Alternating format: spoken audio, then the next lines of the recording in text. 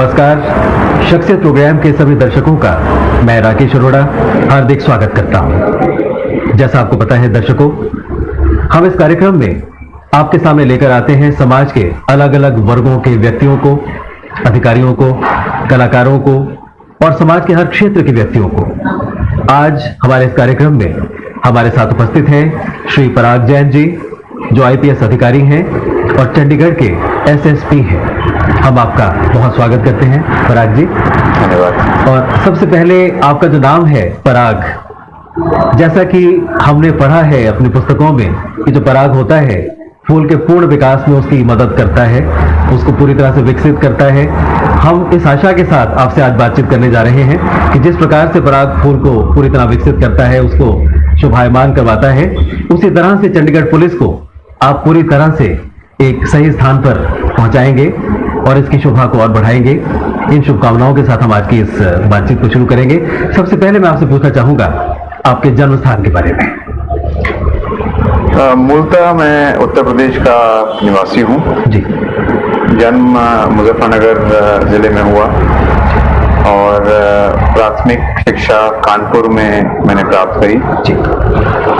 College के लिए मैं दिल्ली विश्वविद्यालय में सेंट स्टीफेंस कॉलेज से मैंने स्नातक और एमए में हिस्ट्री में अपनी शिक्षा प्राप्त की।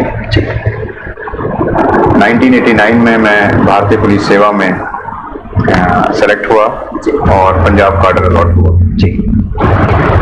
तो विभिन्न स्थानों में पंजाब में मौका मिला काम करने का। जी। मैं बटाला रहा, होशियारपुर, पटियाला, मानसा, चंडीगढ़, तरन तारण और जैसे आप जानते हैं पिछले 1.5 महीने से मैं यहाँ चंडीगढ़ में एज एसएसपी लगा हुआ हूँ। अपने परिवार के बारे में, अपने माता पिता के बारे में हमको कुछ जानकारी आप दीजिए। मेरे पिताजी भारत सरकार में मिनिस्ट्री ऑफ फूड में इंजीनियर हैं जी। हम लोग 2 भाई हैं जी। मैं बड़ा हूँ, मेरे से एक भाई छोटा है जी। उसने अभी अपना MBA किया है और वो LIC में काम कर रहा है जी। अच्छा, जैसा आपने बताया कि आपने MA हिस्ट्री में की है, यानी आप इतिहास के विद्यार्थी हैं, तो इतिहास से एकदम से आपका जो रुझान हुआ आईपीएस की तरफ, इसका क्या कोई विशेष कारण रहा? ये रुझान एकदम से नहीं हुआ जी। ये मेरे एक बचपन का सपना था, मेरे माँ बाप का सपना था जी, कि मैं ऐसी एक स्थान पर पहुंचूं जहां पे मैं आम लोगों की जो दुख तकलीफें हैं वो देखते तो सब हैं, पर ऐसा मौका बहुत कम लोगों को मिलता है जहां पे आप उनके बारे में कोई निवारण उनका कर सकते हैं। तो जो मेरी पढ़ाई है या जो मेरा रुझान है, मैं स्कूल से कहूँगा किस तरह था कि मैं पुलिस सर्विस में, सिविल सर्विस की तरफ मैं जाऊँ। अच्छा, तो आईपीएस का आपका ज्यादा रुझान था कि आप आईएएस में जाना चाहते थे? आईपीएस में मैं जाना चाहता था वो इसलिए क्योंकि ये एक ऐसी सर्विस है जहां पे आप फौरन किसी आदमी को, मजलूम को, किसी गरीब आदमी को, ऑप्रेस्ड आदमी को फौरन इंसाफ दे सकते हैं। बहुत अच्छी बात। जहां पे आपके पास कोई मजलूम आदमी आया, आपके पास इतने इख्तियारात हैं कि आप जो है उनको फौरी तौर पे उनको राहत दे सकते हैं। और जैसे हर बच्चे को होता है, मुझे भी यूनिफॉर्म सर्विसेज का शौक था जी। तो माँ बाप का आशीर्वाद रहा कि मैं आज यहाँ पहुंचा हूँ जी। कोई आपका रोल मॉडल रहा जिसको देख के आप बड़े प्रेरित होते हो? बचपन में कई बार ऐसा होता है कि हमारे सामने कोई ऐसा व्यक्तित्व होता है जिसको देख के हम बड़े प्रभावित होते हैं और उसको देखकर हमारे जहन में ऐसी चीज आती है कि हम भी ऐसा बने। डेफिनेटली हमारे अपने परिवार में एक आईपीएस अधिकारी हुए हैं, वो डीजीपी यूपी भी रहे हैं, श्री VK जैन। तो उन दिनों वो कानपुर में DIG रेंज लगे हुए थे जी। जब मैं स्कूल में पढ़ता था तो उनसे प्रेरणा प्राप्त हुई है, उनको देख करके प्रेरित हुआ हूँ जी। और जब पंजाब में आया तो श्री KPS गिल, रेवेरो साहब के बारे में बहुत सुना था। KPS गिल साहब को तो देखने का, उनके साथ काम करने का अवसर प्राप्त हुआ है जी। श्री वेद मारवाहा उस टाइम दिल्ली पुलिस कमिश्नर थे, वो हमारे कॉलेज में आए थे जी। तो उनसे भी रूबरू होकर के उनकी बात जानने का मौका मिला जी। तो हमें इच्छा हुई कि हम भी इनकी तरह कभी इस मुकाम पे पहुंचे जी। और उसी तरफ मैं कार्यरत हूँ और पूरी मेहनत कर रहा हूँ जी।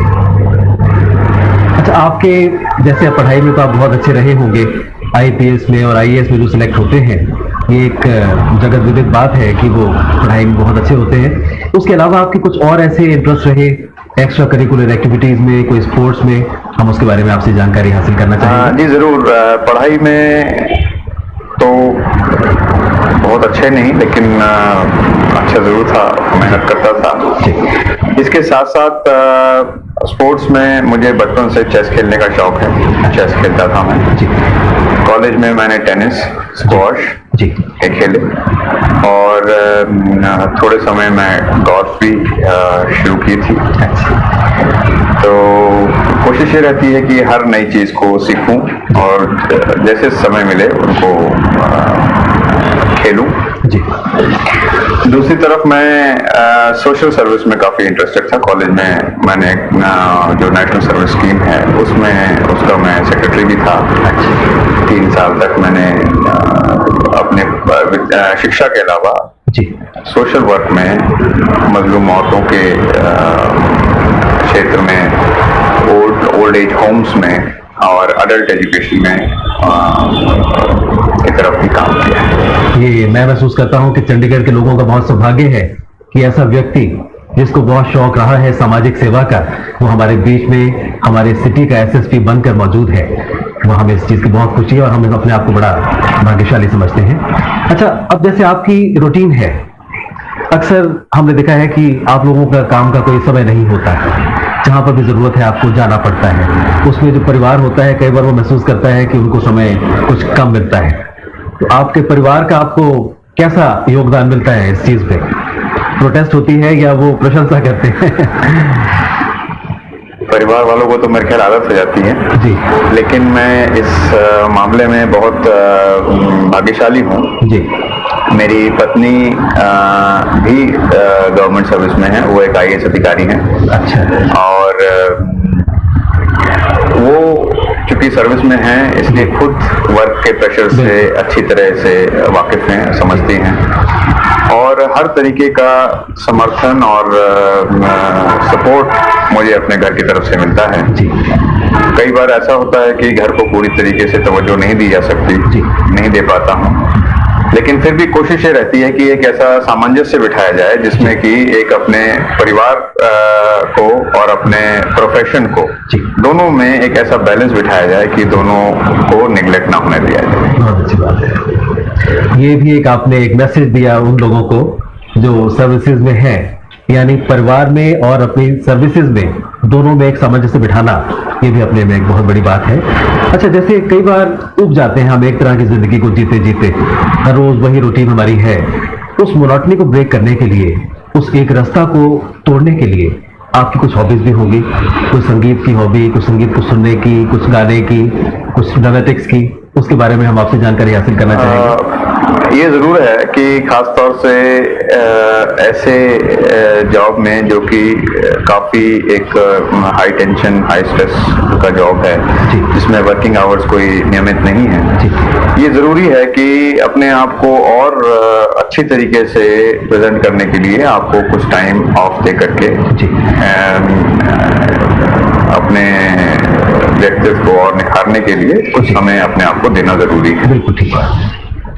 उसके लिए हमें हमारे परिवार में पढ़ाई का काफी शौक है। मैं किताबें पढ़ता हूँ जब समय मिले और संगीत में हिंदी फिल्म संगीत सुनता हूँ, कुछ अंग्रेजी संगीत सुनता हूँ जी। कौन आपका फेवरेट सिंगर कौन सा है? गजल अच्छी लगती है या? फेवरेट सिंगर मेरा मुकेश, इसका मैं कॉलेज से फैन हूँ और उनके गाने, गजल, लाइट म्यूजिक, हर तरह के गाना पसंद करता हूँ। तो सिर्फ सुनने के शौकीन हैं या कुछ गाने के भी शौकीन? नहीं, ये सिर्फ सुनने का। गाने में तो गाने का तो सिर्फ बाथरूम सिंगर तक मैं सीमित हूँ जी, और सिर्फ म्यूजिक सुनता हूँ। अच्छा, बच्चों के बारे में कुछ बताइए, आपके बच्चे क्या क्या कर रहे हैं? मेरे 2 डॉटर्स हैं जी। एक अभी 6 साल की है, वो पिछले साल उसने स्कूल जाना शुरू जी। किया, अभी वो यूकेजी में पढ़ रही है। एक अभी she was born on 16th October, 2 महीने की है वो। अच्छा, अब हम आपसे कुछ ऐसी बातें करें जो आपके प्रोफेशन के साथ जुड़ी हुई हैं। अब जैसे कि आप पंजाब के इधर से हैं, और पंजाब में एक वक्त था जबकि आतंकवाद अपने बहुत, जैसे कह सकते हैं, उसने एक समस्या खड़ी की हुई थी। जी। उसके बाद उस पर पूरी तरह से काबू पाया गया, उसमें बहुत रोल रहा पुलिस का। हम बहुत उसको श्रेय देते हैं पुलिस को, पंजाब पुलिस को, कि उसने आतंकवाद को दबाने में बहुत बड़ा अपना एक भाग निभाया। लेकिन उसके साथ साथ कुछ इस पे आरोप लगते रहे हैं मानवाधिकारों के हनन के। इसके बारे में आप क्या कहना चाहेंगे? देखिए, पहली बात तो मैं ये कहना चाहूंगा कि दुनिया के इतिहास में कहीं ऐसा देखने में नहीं आया जी। कि जो ये आतंकवाद है या टेररिज्म है वो पूरी तरीके से उसके ऊपर अंकुश डाल दिया गया हो। जी। ये एक निराला, हम कहेंगे कि पंजाब में ही ऐसा संभव हुआ है। बिल्कुल ठीक बात। उसके लिए पुलिस प्रशासन ने तो योगदान दिया ही, उसके लिए मैं कहूंगा कि लोगों ने टेररिज्म को खत्म करने में बहुत अहम भूमिका निभाई। जी। जहां तक ह्यूमन राइट्स वायलेशंस का सवाल है, वहां पर मैं ये कहना चाहूंगा कि किसी भी आदमी को कानून के तहत सुनने का और इंक्वायरी का मौका जरूर मिलना चाहिए। जी। जहां कहीं ह्यूमन राइट्स वायलेशंस हुई हैं, जी। वहां सजा जरूर मिलनी चाहिए।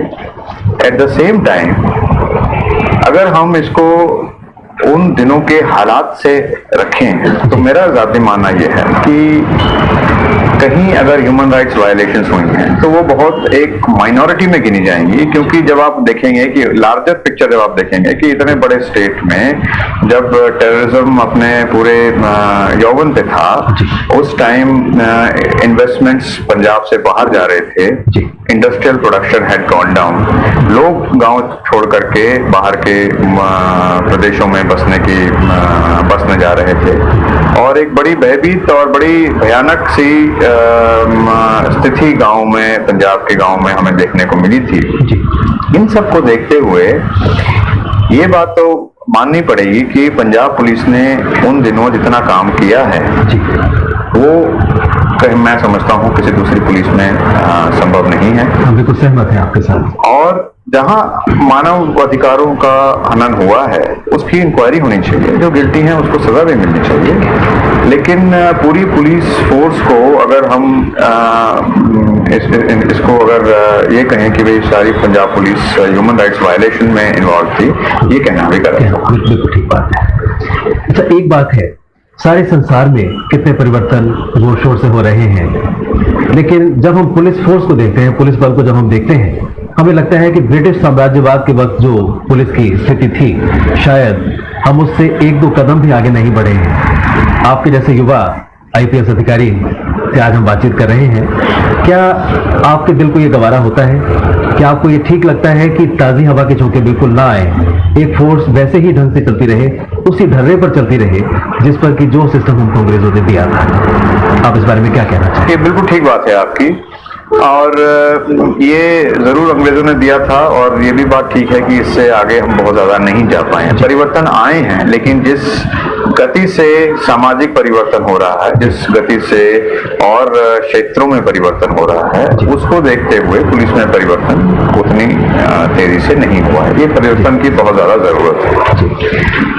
पहली बात तो मैं समझता हूँ कि जो ये पुलिस फोर्स है, historically it has been seen as the coercive arm of the state, कि लोगों की आवाज को दबाने के लिए इसको एक माध्यम समझा जाता है। जी।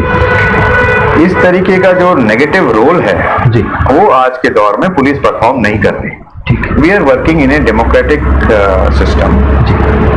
हम एक जमहूरियत में काम कर रहे हैं और लोगों की आवाज का हम पूरा सम्मान करते हैं जी। और मैं समझता हूं कि बहुत ज्यादा जरूरत है लोगों को पुलिस फोर्स को समझने की, और पुलिस फोर्स में जरूरत है इस बात को समझने की कि हर एक आदमी का अपना, इंडिविजुअल का अपना अधिकार है। एक पर्टिकुलर डेमोक्रेटिक सिस्टम में हम रहते हैं जी। और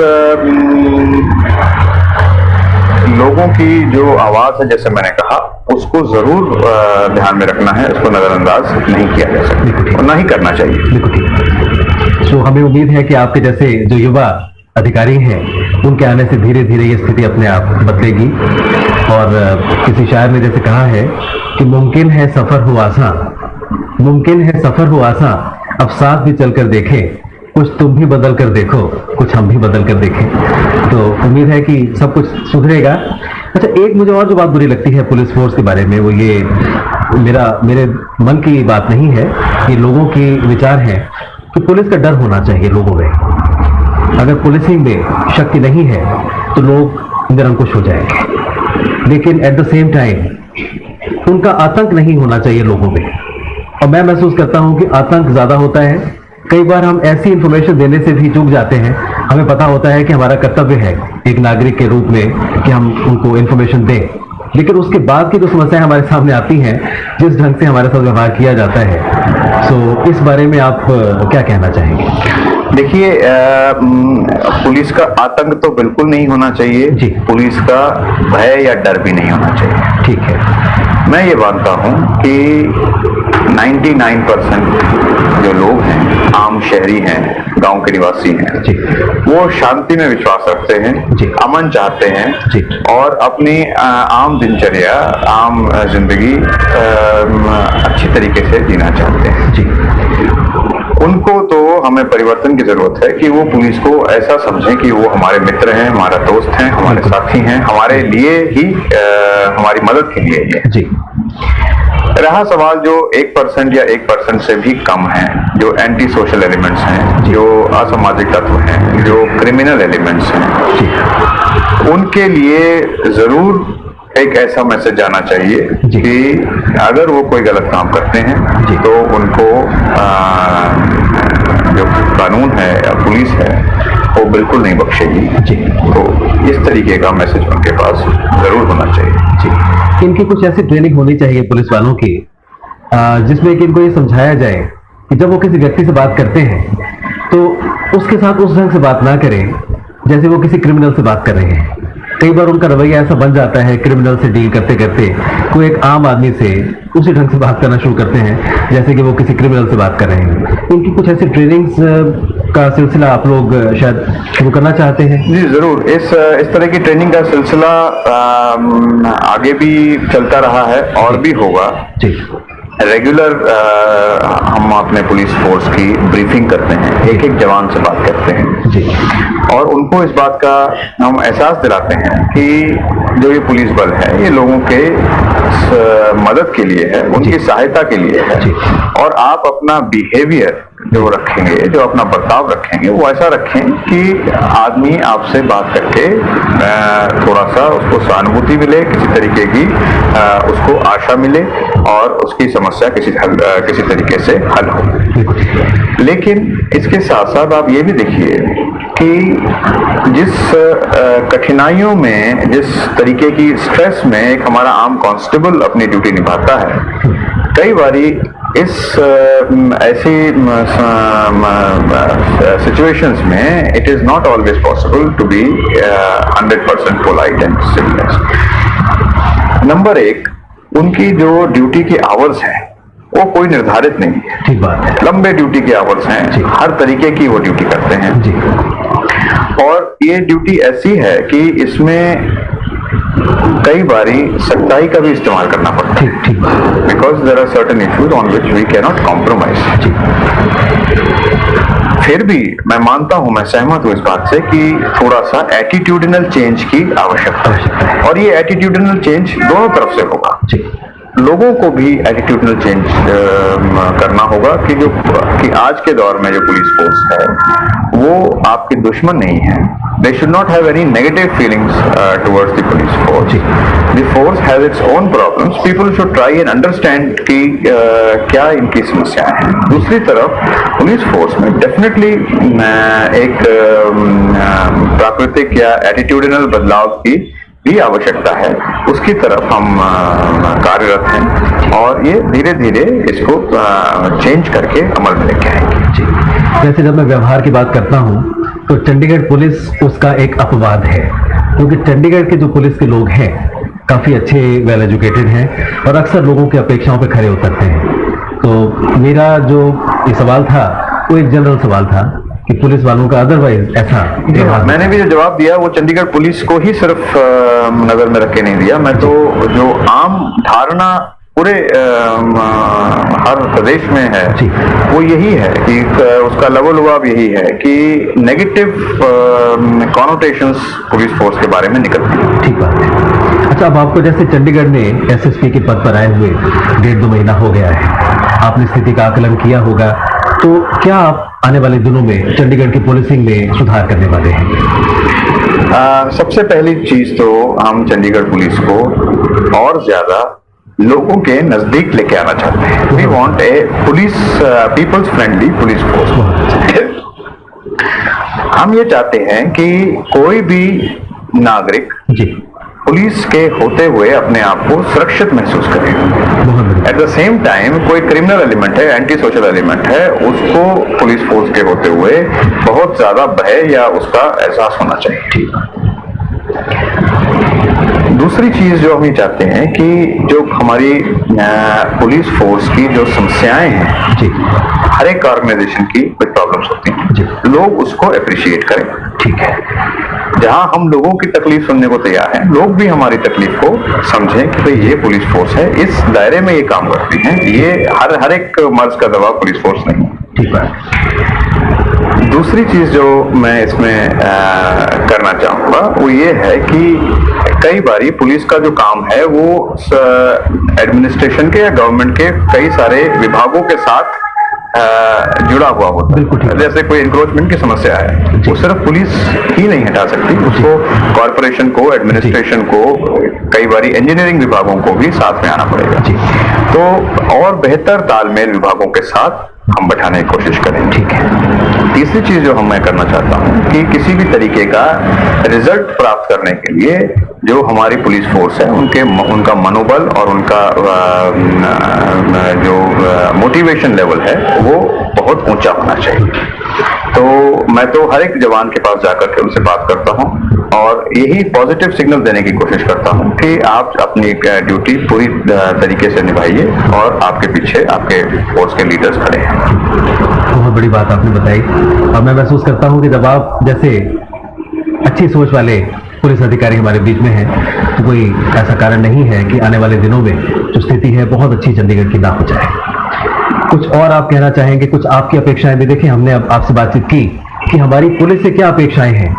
कुछ पुलिस की भी तो अपेक्षाएं होती हैं लोगों से, आम नागरिक से, तो वो आप हमें बताइए कि आपकी क्या अपेक्षाएं हैं. जी जरूर.